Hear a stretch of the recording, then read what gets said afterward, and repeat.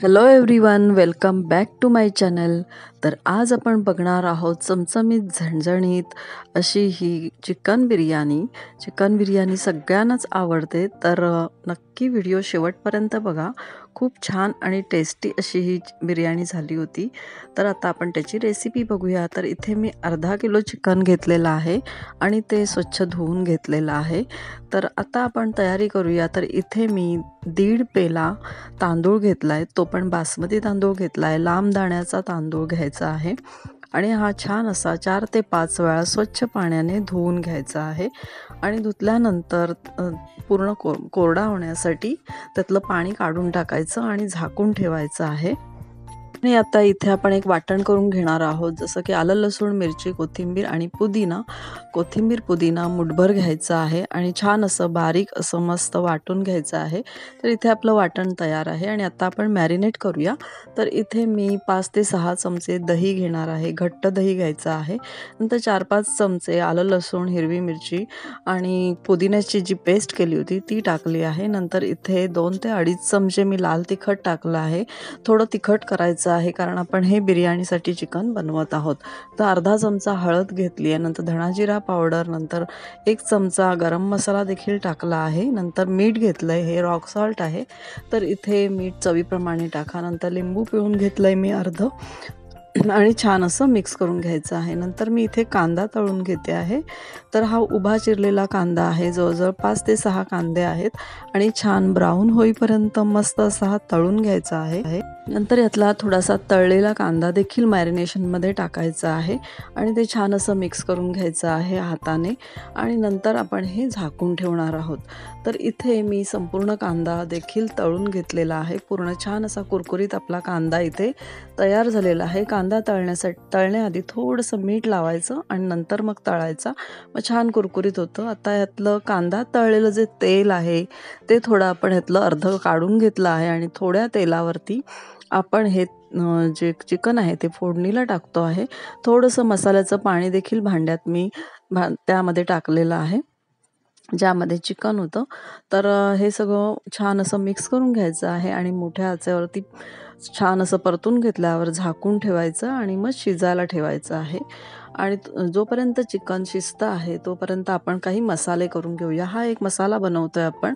धणे, जिरे, नंतर अख्खे खडे मसाले आहेत, हे सगळं आपण वाटून घेणार आहोत. काळी मिरी, नंतर लवंग आहे, दालचिनी आहे, ती याची पावडर करून घ्यायची आहे. नंतर हे एक वाटण करणार आहोत जे की कांद्या खोबऱ्याचं आहे. जो सुका मसाला मी दाखवला आहे खड्या मसाल्यांचा, तो तुम्ही कोणत्याही बिर्याणीला वापरू शकता किंवा कोणत्याही भाजीला वापरू शकता. घरी असा ताजा मसाला बनवल्यानंतर खूप छान अशी टेस्ट आपल्या चिकनला आणि बिर्याणीला देखील येते. तर इथे आपण आता तांदूळ शिजायला ठेवूया. इथे मी तांदळाच्या दुप्पट पाणी घेतलं आहे आणि त्यात काही खडे मसाले टाकले आहेत.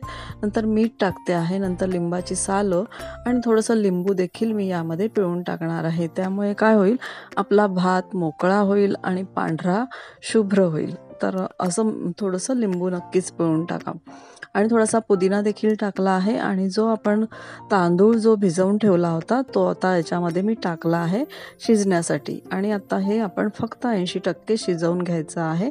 थोडंसं मिक्स करून घ्यायचं आहे, खूप जास्त नाही, नाहीतर तांदूळ तुटू शकतात. पण मीठ संपूर्ण भाताला लागलं पाहिजे, मीठ थोडं जास्तच टाकायचं आहे. तर इथे आपला तांदूळ 80% शिजलेला आहे. तर ते कसं ओळखायचं, तर तांदळाचे 2 तुकडे झाले पाहिजेत. तर आता आपण हा चाळणीवरती ओतून घेणार आहोत. इथे मी ओतून घेतला आणि त्यातले खडे मसाले काढून टाकलेत. तर आता इथे आपलं चिकन देखील शिजत आलंय. तर त्यासाठी मी थोडंसं वाटण जे केलं होतं कांदा खोबऱ्याचं ते यामध्ये टाकते आहे, 2-3 चमचे, जेणेकरून आपलं जे चिकन आहे ते छान असं घट्ट होईल. आणि अगदी थोडंसं पाणी देखील आपण टाकतो आहे, खूप जास्त टाकायचं नाही कारण आपले हे बिर्याणीसाठी आपण बनवतोय, त्याच्यामुळे थोडा घट्ट मसाला असणं फार गरजेचं आहे. यामध्ये मी ओले काजू देखील टाकले आहे, जे माझ्याकडे अवेलेबल होते, ते ऑप्शनल आहेत. इथे आपलं चिकन शिजलं आहे, तर मी याच्यामध्ये थोडासा जो ताजा मसाला केला होता तो मी ह्याच्यामध्ये अगदी थोडा ॲड करते. नंतर वरून मी कोथिंबीर टाकून छान असं मिक्स करून घेते आहे.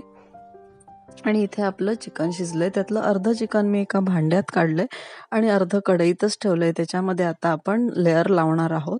तर या चिकनवरती आपण आता तांदूळाचा लेयर लावलेला आहे भाताचा आता तो भात जो मोकळा झाला होता, खूप छान आणि मोकळा झाला होता भात, तर एक लेअर लावून झाला आहे.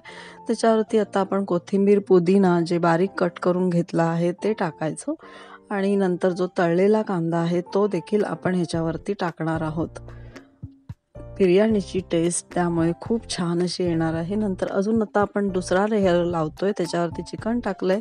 नंतर चिकनवरती जो उरलेला भात आहे तो देखील टाकायचा आहे. 2 लेयर आपण करतोय इथे. त्याच्यानंतर पुन्हा तळलेला कांदा, नंतर कोथिंबीर, पुदिना हे सगळं टाकायचं आहे आणि हे सगळं टाकून झाल्यानंतर आपण जे तांदूळ शिजत ठेवलं होतं त्याचं थोडंसं पाणी आपण बाजूलाच ठेवून द्यायचं आहे. जे आपण गाळतो पाणी, त्याच्यामध्ये जे पाणी असतं ते थोडंसं वरून टाकायचं, म्हणजे आपली बिर्याणी जी आहे ती ड्राय लागत नाही. तर इथे मी 1 चमचाभर पाणी त्याच्यातलं टाकते आणि कांदा तळलेलं थोडंसं तेल यावरती मी टाकते आहे आणि थोडासा गरम मसाला वरतून स्प्रिंकल करते आहे, म्हणजे त्याची टेस्ट आहे ती अप्रतिम येते. आणि नंतर एका वाटीमध्ये मी केशराच्या गाड्या घालून थोडंसं पाणी त्याचं बनवलं आणि ते आपण आता वरून टाकतो आहे आणि थोडंसं आता आपण शिजायला ठेवलं आहे. तर आता इथे शिजण्यासाठी आपण हे जिथे होल आहे तिथे मी थोडंसं पीठ लावते आणि छान असं दम देऊन घ्यायचं आहे. वाफ काढून घ्यायची छान, म्हणजे जेणेकरून आपला तांदूळ जो आहे, आतला भात आहे तो अजून पूर्ण शिजेल. तर इथे बघा आपली बिर्याणी छान अशी शिजली आहे, तयार झाली आहे, खाण्यासाठी रेडी झाली आहे. कारण मी थोडा वेळ झाकून ठेवून थंड देखील केलेला आहे.